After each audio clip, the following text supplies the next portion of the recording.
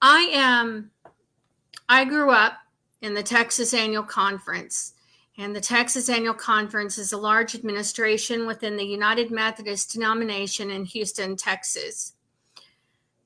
My father, John Chester Dowden, was employed under the Texas Annual Conference administration, and he was a child molester. I contacted the bishop's office in 2010 about my father, and I met with the bishop for an hour in her office, which is very rare for any preacher's kid to meet with the bishop in the Texas Annual Conference about their parent who is employed under that administration, because that administration is a multi-billion-dollar administration, which I did not know at the time and never really thought about it because I grew up in it. I've got a pop-up here. I'm going to deal with this. And when I met with Bishop Huey in 2010, the only thing they wanted to do was sweep it under the rug and keep me quiet. But that does not work well with me. I am not someone who can easily be swayed or silenced. I'm very strong-willed and incredibly stubborn, which the Texas Annual Conference, I'm sure, is well aware that a good bit of that stubbornness I get from the Hassel side of the family, meaning Judge Morris Hassel, who was the chairman of the Board of Trustees at Lawn Morris College. Lawn Morris College and the Texas Annual Conference. And he was also on the Board of Directors at Lakeview. And so the Texas Annual Conference was not too thrilled that I was so openly so ready to openly admit that my father sexually abused me because it was an embarrassment to them. However, their embarrassment is really not my problem. But unfortunately, they've decided to make it my problem years ago. So since they have, I decided to come on here and talk about their policies. I also experienced retaliation from them in an attempt to keep me from talking about the abuse I endured from the Texas Annual Conference administration and from my parents. And that has not worked. So part of the retaliation, one of the forms of retaliation that I experienced is I can't see my kids today. I was ordered into supervised visitation based on false accusations by my ex-husband. I had actually been warned by multiple attorneys, 2 separate attorneys, about speaking out against the Texas Annual Conference administration. Harrison Fisher warned me that the Texas Annual Conference would assist my ex-husband, Carl Edward Anthony, who enjoys engaging in child abuse against our sons in his pastime, and fantasizing about my death and sharing that fantasy with our sons. Harrison Fisher shared with me that the Texas Annual Conference would assist my ex-husband in getting our sons away from me. And they would also tell the media, if this got out to the media, that I was mentally ill. I mean, it's not like I have other health issues that are just as important. In fact, I'm going on blood pressure medication because of the ongoing abuse that I'm going through because my ex-husband is sharing his fantasy of me no longer existing with our sons who are minors. And he's encouraged our older son to do the same about his younger brother. And one of the things I would like to say is that wanting someone to die because you're not happy with them is a very toxic and dangerous behavior. And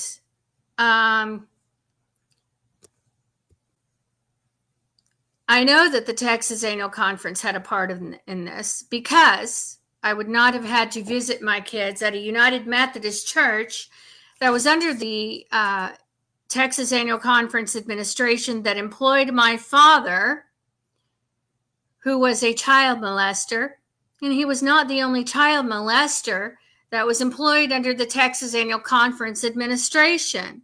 But I understand they like to keep it in the family. That's just not really my thing. However, unfortunately, the Texas Annual Conference, I guess, feels that anybody who survives sexual assault from any of their clergy is basically fair game when it comes to sexual harassment, because after all, I guess it was decided that I was appointed as the whore of the Texas Annual Conference administration. And so I experienced sexual harassment at South Main Baptist Church during the supervised visitation by an employee of the Domestic Relations Office. And I also experienced sexual harassment at St. Stephen's United Methodist Church in Houston on West 43rd Street, which is under the Texas Annual Conference administration. And I don't know, maybe to save their reputation, they might want to cough up the rest of their apportionment so they can separate and join the Global Methodist Church so they can escape the fact that I'm exposing them. After all, one of the there were staff of St. Stephen's United Methodist Church who witnessed me be sexually harassed by a visiting parent. Parents are also followed to the restroom. Parents and children are exploited in the supervised visitations, and the exploitation of parents and children also takes place on the campus of the United Methodist churches that are used as visitation sites. Along with that, the Texas Annual Conference failed to inform the visiting parents and the custodial parents that they had a history of employing clergy who were capable of sexually assaulting minors. And one of those clergy was convicted for brutally murdering his wife. I guess, I don't know, maybe they just had some amnesia for a moment and just conveniently forgot to inform them. They also forgot to inform the Domestic Relations Office, but that's okay because the Domestic Relations Office doesn't really care, because they are profiting off of exploiting parents and children, especially parents and children that are forced into the Domestic Relations Office supervised visitation by an abusive ex-spouse, which is because of parental alienation and also legal abuse. And I also went through that because I too married an abusive husband during my first marriage, because that is all I had ever known, especially growing up within the Texas Annual Conference of the United Methodist Denomination in Houston, Texas. The abuse that I experienced within the Texas Annual Conference was certainly not just from my father, because after all, what I've just shared is that I also experienced multiple forms of retaliation that I've also shared on other videos that I experienced from the Texas Annual Conference of the United Methodist Denomination, because they like to keep their sexual assault victims and their victims of domestic violence silent and compliant. So what I have been doing is reading about the districts on committee with the Board of Ordained Ministry and showing the process that they have in confirming candidates. And, looking at this, it's quite detailed. And unfortunately, the consideration for the that they show for the people involved in this, and the consideration for the clergy that are applying to be candidates, and also the consideration for the clergy that are not selected, they don't even show a quarter of that consideration to their sexual assault survivors of their clergy that they've employed, that they've put through this intricate process. In fact, there are United Methodist clergy within the Texas Annual Conference in the past that I know of specifically who were accused of sexual harassment and were allowed to come back. Michael Tabb, who brutally murdered his wife in Troop, Texas, left for a brief period and returned to the Texas Annual Conference. And there are clergy who leave because of issues within their personal life that have to be addressed. And he was allowed to return back to the Texas Annual Conference, and eventually he brutally murdered his wife in a United Methodist parsonage while he was employed under the Texas Annual Conference administration.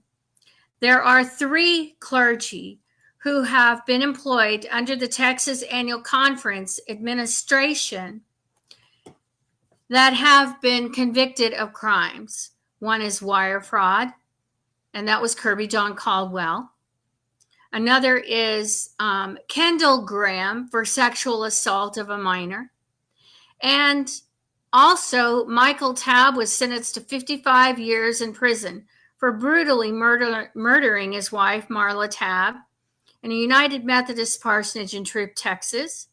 And also, Pearland United Methodist Church was also named in a lawsuit against the Texas Annual Conference administration because Pearland United Methodist Church is under the Texas Annual Conference administration because of a sexual abuse scandal that took place in the 90s. And the Texas Annual Conference sent a response to that lawsuit and said, no, wasn't us. Didn't really happen. We want a jury trial. Because the Texas Annual Conference administration are nothing more than cowards and would rather retaliate against any sexual assault survivors that dare speak out against them. And I am one of them. And I have not stopped, nor will I. So I'm going to start with reading the policies. Okay.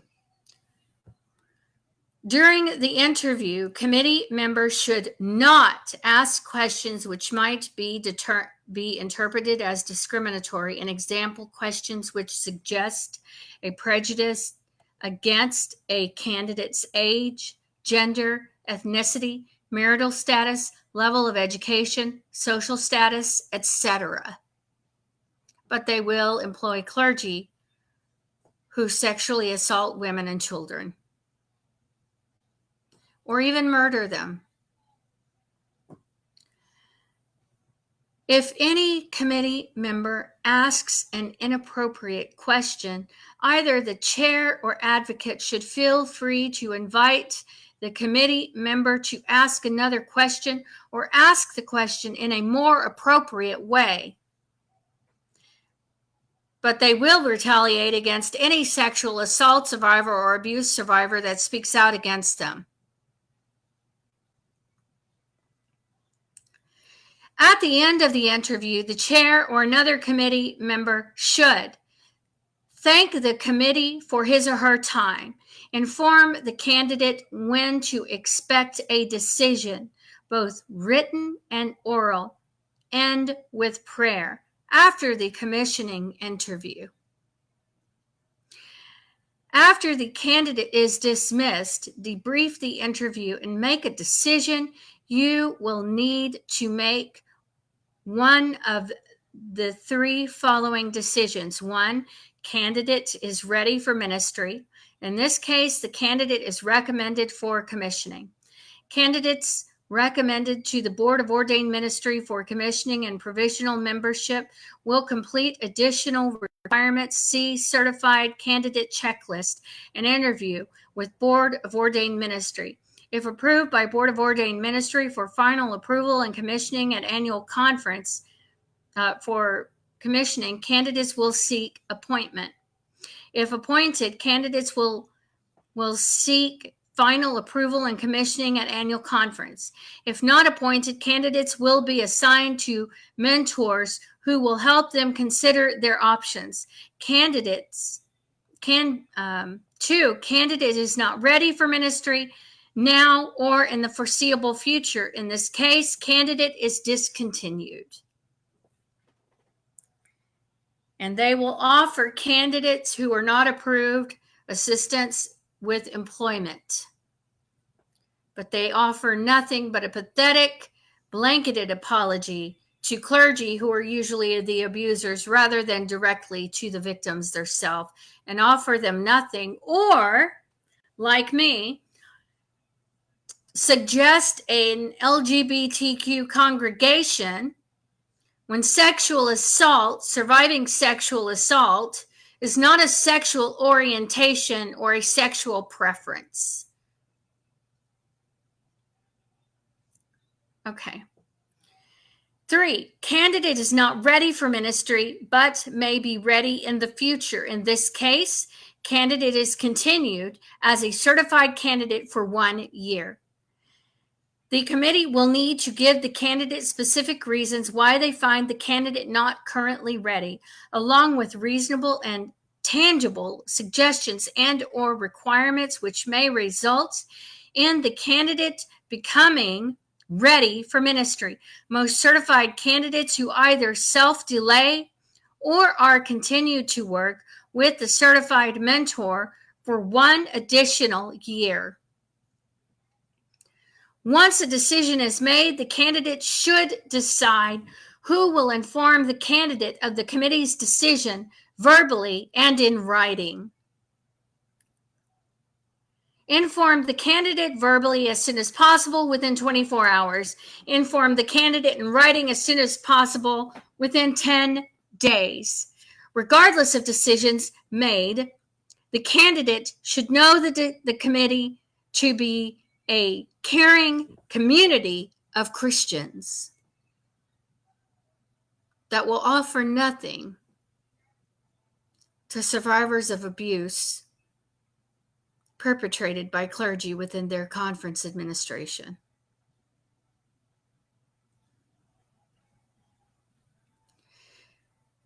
Regardless of decisions made, the candidate should know that, when a difficult decision is made and the candidate is not encouraged to continue, a personal contact should be planned for the days that follow. Vocational alternatives can be explored with the candidate and assistance given. Isn't that nice? So touching. Page 12.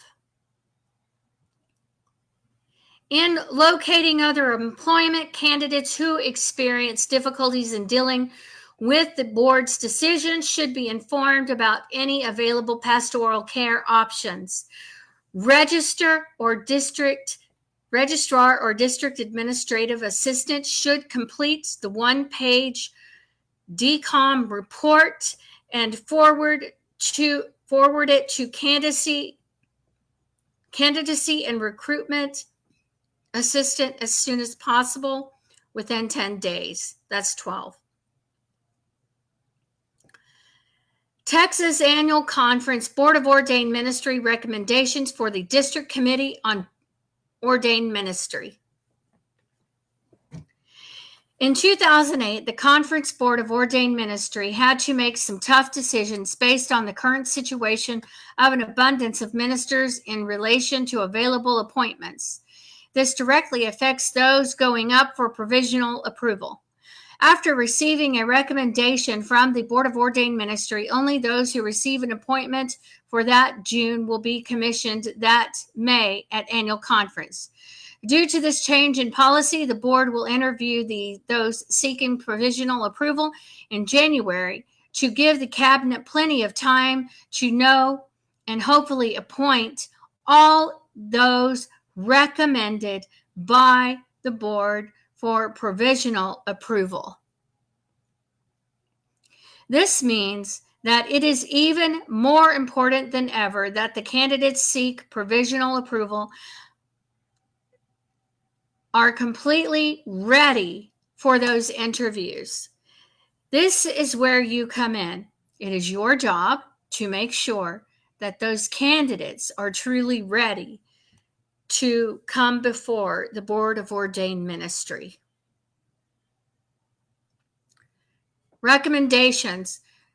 Number 1, please meet with all certified candidates that are seeking to go before the spring meeting of the Board of Ordained Ministry by August 31st. 2, at this meeting, please require all candidates to submit to you the questions found in the 2012 Book of Discipline 240 through 241, paragraph 324, number 9, questions A through P. And I'm actually going to go over the Book of Discipline after this, possibly on another platform, because I have other platforms that I am on. Number 3, in order for all of the DCOM members to be prepared, we will suggest that you give all the candidates a deadline of submitting their paperwork at least 2 weeks before you are to meet. Please be clear to the candidates to whom they are to submit their paperwork to, whether it is the district superintendent, administrative assistant, or the DCOM registrar. Also, once you receive the paperwork, please make sure it gets to all DCOM members in a timely manner. 4, as you read this paperwork, please examine it closely, as these questions will be the basis of many questions they will be asked in their board interviews. If there are any red flags that come up, oh, really? Right, like you pay attention to red flags. Anyway, please ask the candidates questions to find out further information to clarify if that is truly an issue of concern. Of course, I don't know. Once they're in, if they betray the safe sanctuary policy, most of you could care less anyway. Once they cross a certain threshold, or if they have the right education, you look the other way. There is a good old boy system within the Texas Annual Conference Administration. 5, if your interview with the candidates, please ask any questions designed to further learn about their theology. It is important that the candidates can articulate their theology. Would that have anything to do with sexually assaulting minors?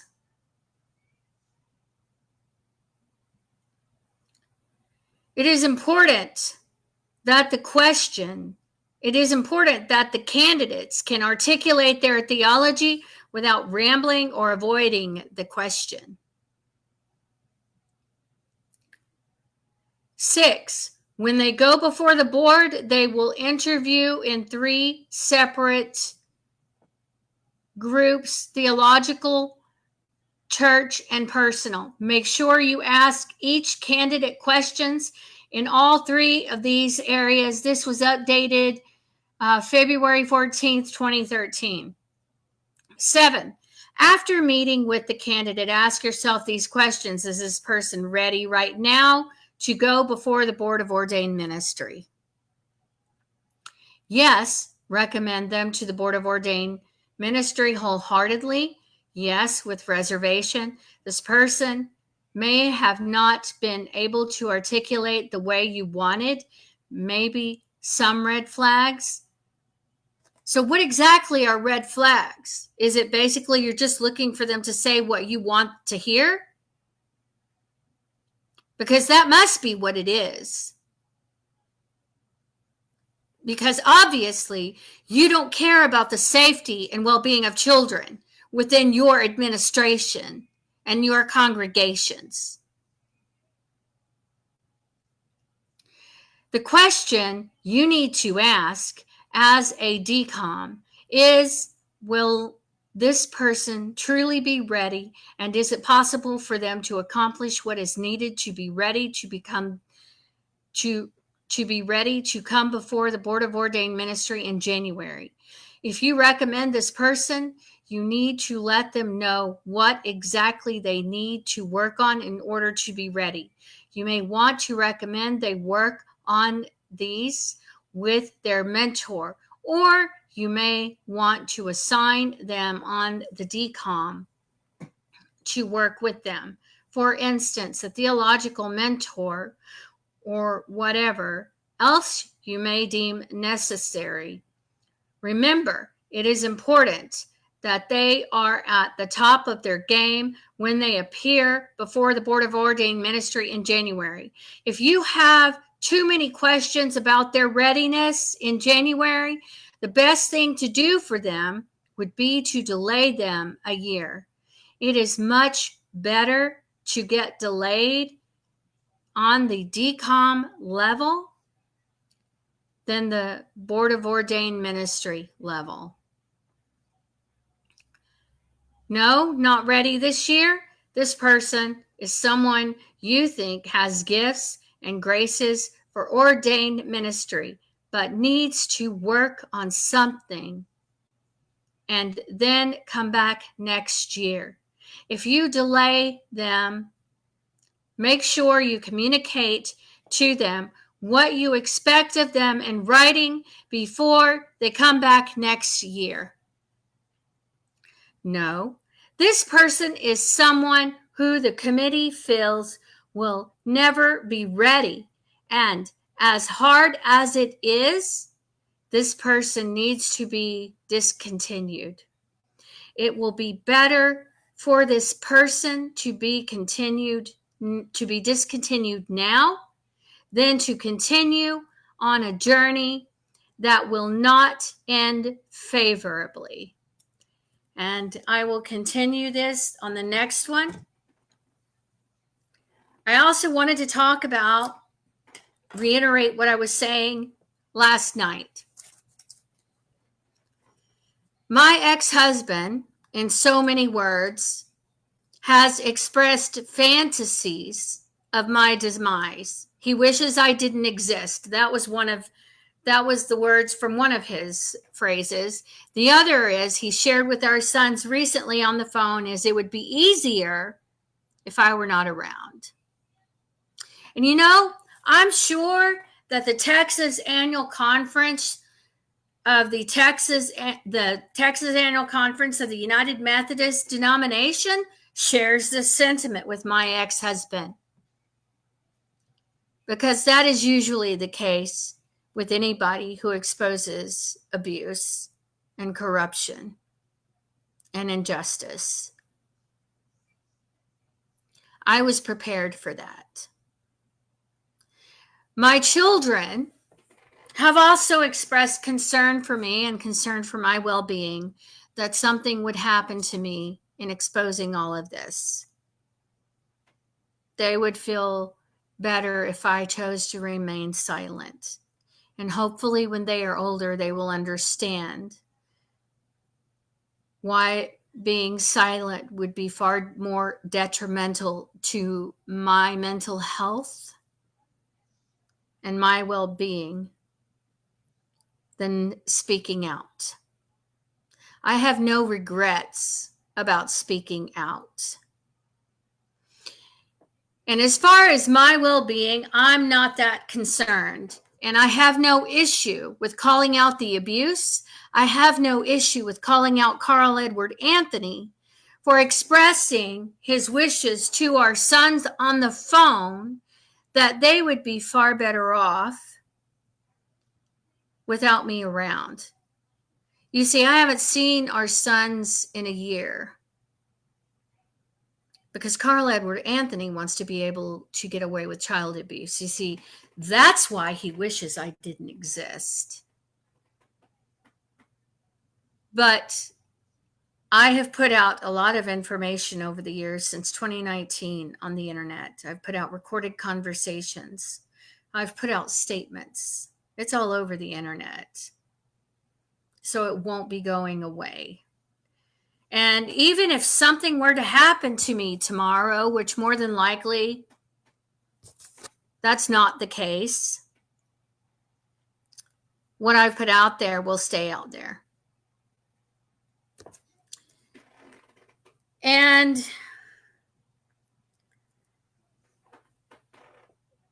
basically what I was saying is if Carl Edward Anthony is so desperate to carry out his passive homicidal ideation, his fantasy of my death, he is more than welcome to come and make that his dream come true.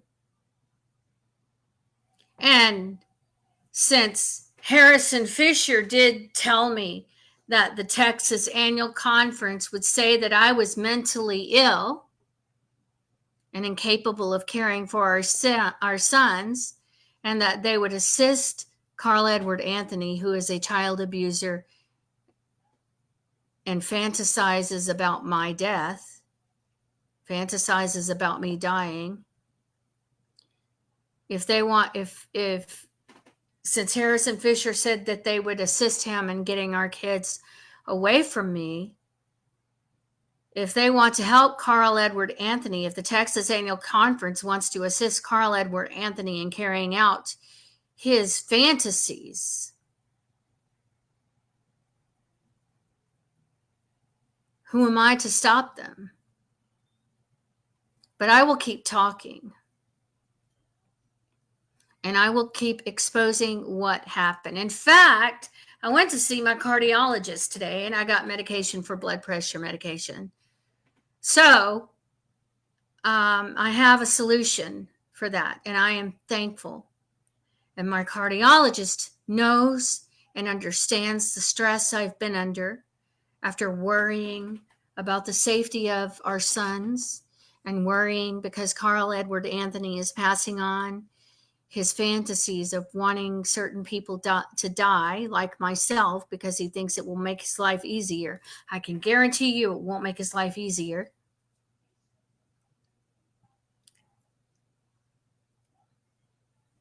The Texas Annual Conference can assist him. They know where I live. But what the public will see is me facing my truth head on without fear. And what my sons will see is their mother facing her truth without fear.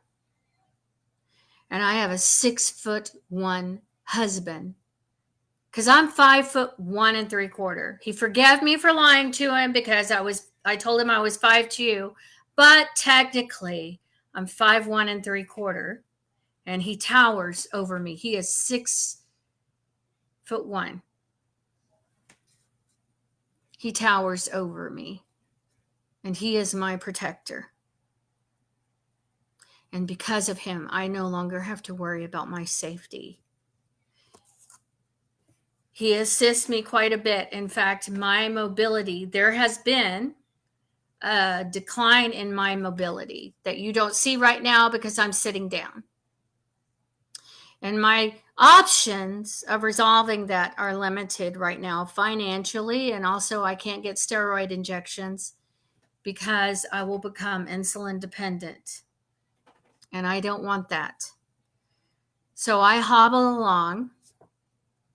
I don't know what the future holds for my mobility. I'm hoping it will get better. But all I know is that I have today, and I'm thankful for what abilities that I have today. I wish that I could get back the mobility that I used to have, but I just don't have it.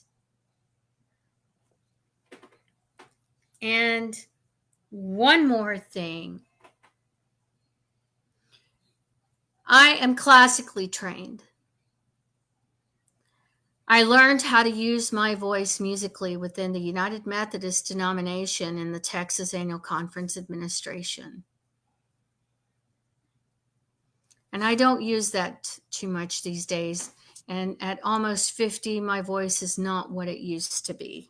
Every now and then I belt something out, but it's definitely not what it was 30 years ago. I am very talented vocally. I can, and I'm not arrogant. I am not a diva by any means. And it is what I do best, better than sitting here and speaking. And I can captivate an audience and have an entire congregation in the palm of my hand singing with jaws on the floor and people in awe of what they are hearing. And I used to think, when I was a little girl, I had this fantasy that I wanted to have this beautiful, amazing voice. And everybody would love to hear me, and then everybody would love me because I could sing. Then I would be worthy of everyone's love and acceptance and approval because I had a beautiful voice, because there was something lovable about me. And I learned the harsh reality of that. That even once I was able to gain that ability, after a lot of hard work, that didn't mean that people were just automatically going to love me. And because of what I've been through as a sexual assault survivor, because I haven't ran from it, I don't hide from it, I've been open about it.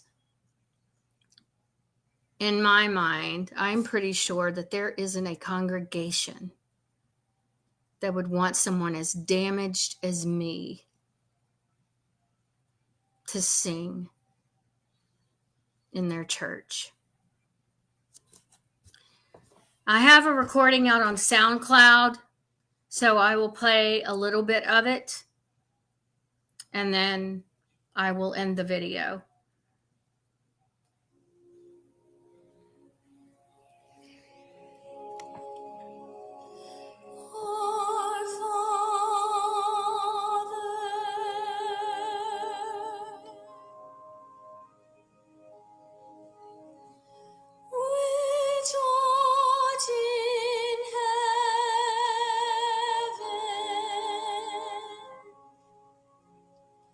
Hallowed be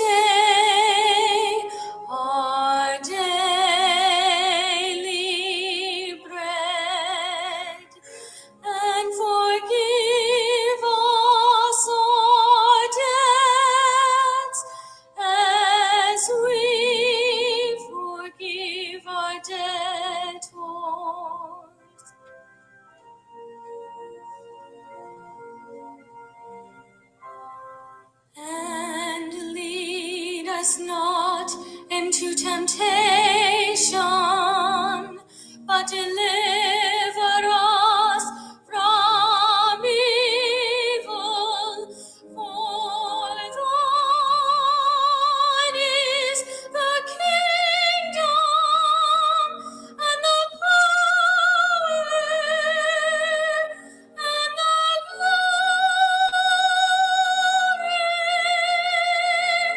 forever.